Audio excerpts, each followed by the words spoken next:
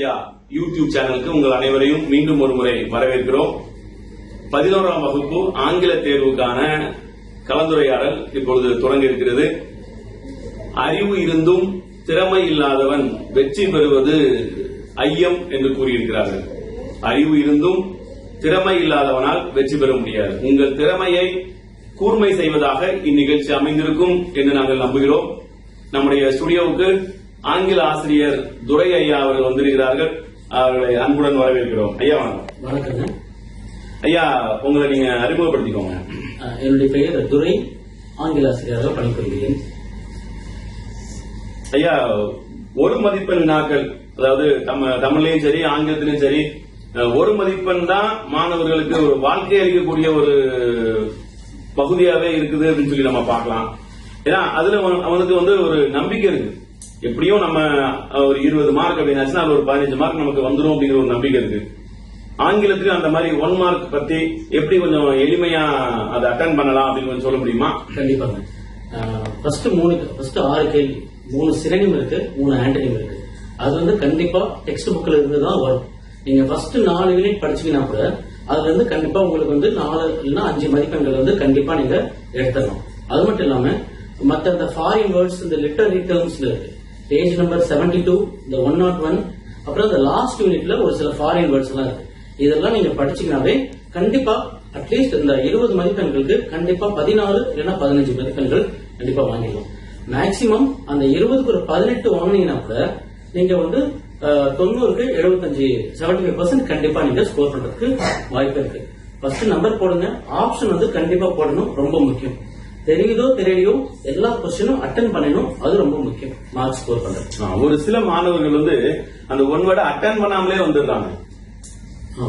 அந்த மாதிரி அட்டன் பண்ணாம வர்றதுக்கு பதிலா நம்ம தெரிஞ்ச ஆப்ஷன்ஸ் நம்ம அதுல குறியிட்டு வைக்கிறது கண்டிப்பா ஒரு மதிப்பெண் வாங்குறதுக்கான கண்டிப்பா. என்னன்னா இந்த ஆன்டனிம்ஸ் ஆப்போசிட் சொல்லும்போது ஒரு இந்த கொடுத்திருக்கிற வேர்டுக்கு 3 ஆப்ஷன் பாத்தீங்கன்னா சிமிலர் மீனிங், ஒரே மீனிங்கா இருக்கும். ஒரு வேர்டு மட்டும் ஆட் நம்பரா இருக்கும்.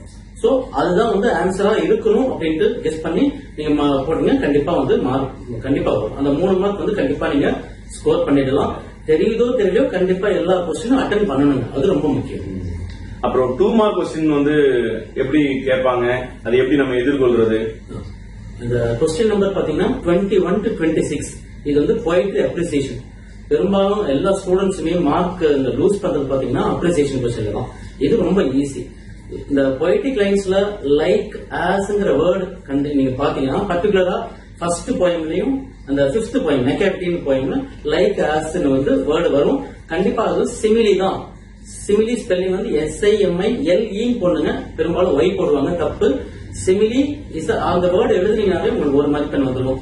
அப்புறம் ஐங்கிற word, I refer to I refers to poet அப்படின்னு போயட் நேம் ஞாபகம் இல்லைன்னா கூட நீங்க போயட் எழுதினா கூட உங்களுக்கு முழு மதிப்பெண் உண்டு. இது ஒரு நல்ல பாயிண்டா நான் பாக்கேன். அதாவது போயட் அப்படின்னு சொன்னாலே மார்க் போடுவாங்க, கண்டிப்பா மார்க் உண்டு இருக்கு. அதான் 3 கொஸ்டின் கண்டிப்பா அட்டன் பண்ணிடணும். கொஸ்டின் ஆன்சர் அந்த கொஸ்டின்லயே இருக்கும். நீங்க எழுதுனீங்கன்னாவே இந்த போயட் டெல்ஸ் தட்னு போட்டு நீங்க அந்த போயட்டிக் லைன்ல எழுதுனீங்கன்னாவே கண்டிப்பா மதிப்பெண் இருக்குது உங்களுக்கு. அப்புறம் 3 மார்க்ஸ் எப்படி அட்டன் பண்றது? பர்டிகுலரா 3 mark question number 31 to 33, question number 31 to 33 ERC சொல்லுவாங்க. இது poet name, poem name, poem poet எழுதிட்டு எக்ஸ்பிளனேஷன் நீங்க அந்த வேர்டு எழுத வேண்டிய அவசியம் கூட இல்ல.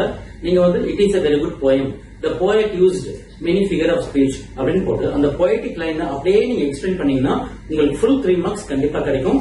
போயட் நேம், போயம் நேம் கண்டிப்பா கரெக்டா இருந்தா 3 மார்க்ஸ் கண்டிப்பா கொடுத்துருவாங்க பாருங்க.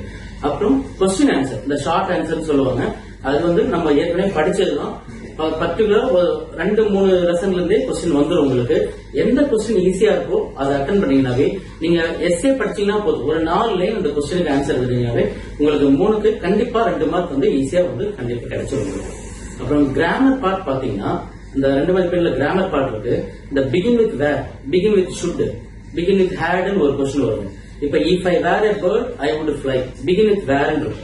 அந்த இஃப் மட்டும் எடுத்துருங்க. நீங்க இஃப் மட்டும் எடுத்துட்டு வேர் எ பேர்ட் கொஸ்டின்லயே இருக்கும், வேர்ங்கிற வேர்டு கொஸ்டின்லயே இருக்கும். Were a bird I would fly, இதுக்கு 2 மார்க்ஸ் கண்டிப்பா போட்டுரும். கண்டிப்பா போட்டுதான் ஆகணும். 2 மார்க்ஸ் ஈஸியா நீங்க வாங்கிடலாம். 3 மார்க் கொஸ்டின் ரொம்ப ஈஸி. அது இல்லாம ப்ராசஸ் டிஸ்கிரைபிங் த ப்ராசஸ் ஒரு வேர்டு வரும். How will you prepare tea? இந்த ஒரு சில கொஸ்டின் வரும். நீங்க 5 பாயிண்ட் எழுதுனீங்கன்னா போதும். கண்டிப்பா அட்டன் பண்ணீங்கன்னாவே கண்டிப்பா உங்களுக்கு 2 மார்க்ஸ் மினிமம் 2 மார்க்ஸ் உங்களுக்கு கண்டிப்பா கிடைச்சிரும். அப்போ பாசிங் வந்து ரொம்ப ஈஸியா வந்துடும். இப்ப சொன்ன பாயிண்ட் உண்மையில ரொம்ப யூஸ்ஃபுல்லா இருக்கும்னு நினைக்கிறேன். அடுத்து 5 மார்க் கொஸ்டின் எத்தனை சார் வரும்? 5 மார்க் கொஸ்டின் வந்து 7 கொஸ்டின் வரும். 7 கொஸ்டின். அது எப்படி அட்டெண்ட் பண்ணலாம்? First prose, poetry, supplementary. நீங்க ஃபர்ஸ்ட் 4 லெசன் இருந்து படிச்சீங்கன்னாவே கண்டிப்பா ஒரு கொஸ்டின் வந்துடும். ப்ரோஸ் பேராகிராஃப் நீங்க கண்டிப்பா ஒரு பேஜ் ஆவது கண்டிப்பா எழுதணுங்க. கண்டிப்பா எழுதணும். அந்த ஸ்டோரியை வச்சு டெவலப் பண்ணி நீங்க ஒரு பேஜ் எழுதிட்டீங்கன்னாவே 5க்கு கண்டிப்பா 3 இல்லைன்னா 4 மதிப்பெண்கள் கண்டிப்பா வந்து கிடைக்கும். நெக்ஸ்ட் போயட்ரி பாத்தீங்கன்னா போயட்ரி பேராகிராஃப் அது ரொம்ப ஈஸிங்க. போயட்ரி அப்படி நம்ம கிளாஸ்ல கவனிச்சதை வச்சு ஒரு ஹாஃப் பேஜ் இல்ல ஒரு 3/4 ஒரு 3/4 பேஜ் எழுதுனீங்கன்னா நெக்ஸ்ட் எப்படின்னா போயட்டிக் லைன் எழுதணும். போயட்டிக் லைன்ஸ் வந்து மேல ஒரு ஃபர்ஸ்ட் 4 லைன்ஸ் எழுதிட்டு ஒரு போயட்டிக் லைன்ஸ் 2 போயட்டிக் லைன், அப்புறம் போயட்ரி பேராகிராஃப் முடிச்சுட்டு அந்த எண்ட் ஆஃப் த பேராகிராஃப்ல வந்து நீங்க 2 லைன் எழுதுனீங்கன்னா கண்டிப்பா மினிமம் 3 மார்க்ஸ் வந்து உங்களுக்கு கிடைக்கும். நெக்ஸ்ட் பாத்தீங்கன்னா சப்ளிமெண்டரி ஸ்டோரி. சப்ளிமெண்டரி பேராகிராஃப் வந்து முடிச்சுட்டு ஒரு பேஜ் எழுதிட்டு ஒரு மாரல், அந்த மாரல் ஆஃப் த ஸ்டோரி இல்லைன்னா ப்ராவர்ப் ஏதாவது சூட்டபிளா எழுதுனீங்கன்னா கண்டிப்பா உங்களுக்கு 3 மார்க்ல 4 மதிப்பெண்கள் ஈஸியா கிடைச்சிடும். அப்புறம் பாத்தீங்கன்னா 44 கொஸ்டின் நம்பர் 44 இந்த நோட் மேக்கிங் வருங்க. தயவு செஞ்சு ஒரு சிலர் வந்து நோட்ஸ் எப்படி எழுதுறதுன்னு தெரியாம ஒரு சிலர் எழுதுறாங்க. நோட்ஸ் அட்டன் பண்ணாதீங்க, ரொம்ப கஷ்டம் ஆகும். எப்படின்னா உங்களுக்கு ஃபர்ஸ்ட் நீங்க ரஃப் டிராஃப்ட் எழுதுங்க. கொடுத்திருக்கிற பேசேஜ் வந்து ஒரு டைம் படிச்சுக்கோங்க. ரஃப் டிராஃப்ட் எழுதிட்டு ஒரு 7-8 லைன்ஸ் எழுதுங்க. எழுதிட்டு மார்ஜின்ல இருந்து ரைட் சைட் பென்சில் அடிச்சிடுங்க. அடிச்சுட்டு ஒரு லைன் விட்டுட்டு ஃபேர் டிராஃப்ட் அல்லது சம்மரின்னு எழுதிட்டு அந்த ரஃப் டிராஃப்ட்ல அதை விட கொஞ்சம் ஷார்ட்டா எழுதுனீங்கன்னா போதும். ஒரு ஃபேர் டிராஃப்ட் இல்லைன்னா சம்மரி டைட்டில் கண்டிப்பா போட்டீங்கன்னா உங்களுக்கு ஃபுல் 5 மார்க்ஸ் கண்டிப்பா கிடைச்சிடும். அது யார் எழுதாலும் ஹேண்ட் ரைட்டிங் எப்படி இருந்தாலும் பரவாயில்ல, ஃபுல் 5 மார்க்ஸ் வந்து கண்டிப்பா கிடைச்சிருங்க. நெக்ஸ்ட் கொஸ்டின் நம்பர் 46 வந்து பாத்தீங்கன்னா இந்த identifying the field note. Identify the fields அப்படி இல்லைன்னா போயட்ரி காம்ப்ரிஹென்ஷன் கேட்பாங்க. போயட்ரி காம்ப்ரிஹென்ஷன்ல நமக்கு போயட் நேம் யாரும் தெரியாது, ஏன்னா எந்த போயம் வேணாலும் கொடுப்பாங்க. அதனால நமக்கு கண்டிப்பா தெரியறதுக்கு வாய்ப்பு இல்ல. அதனால ஈஸியான கொஸ்டின் இந்த செமான்டிக் ஃபீல்டுன்னு சொல்லுவாங்க, அதை நீங்க அட்டன் பண்ணீங்கன்னா ஃபுல் 5 மார்க்ஸ் வந்து உங்களுக்கு கிடைச்சிடும். அதுக்கப்புறம் ப்ரோஸ் காம்ப்ரிஹென்ஷன் அட்டன் பண்ணுங்க. ஏன்னா கொஸ்டினுக்கு உண்டான ஆன்சர் வந்து அதுலதான் இருக்கும். அதை அட்டன் பண்ணீங்கன்னாவே கண்டிப்பா 4 மார்க்ஸ் வந்து ஈஸியா வாங்கிடலாம். பாசிங் மினிமம் பாத்தீங்கன்னா உங்களுக்கு 50 to 60% வந்து இதுலயே வந்துடும். அப்புறம் எரர் ஸ்பாட்டிங் கொஸ்டின் இருக்கு. எரர் ஸ்பாட்டிங் வந்து எரர் ஸ்பாட்டிங் அப்படி இல்லைன்னா இந்த மாடல்ஸ் ஹோமோபோன் சொல்லுவாங்க. எரர் ஸ்பாட்டிங் 5மே தெரிஞ்சதுன்னா அட்டன் பண்ணுங்க. அப்படி இல்லைன்னா தயவு செஞ்சு விட்டுடுங்க. அப்படி இல்ல 4 கொஸ்டின் தெரிஞ்சா கூட 4மே எழுதுங்க. ஏன்னா அடுத்தது 6 ஆப்ஷன் கிடைக்கும்.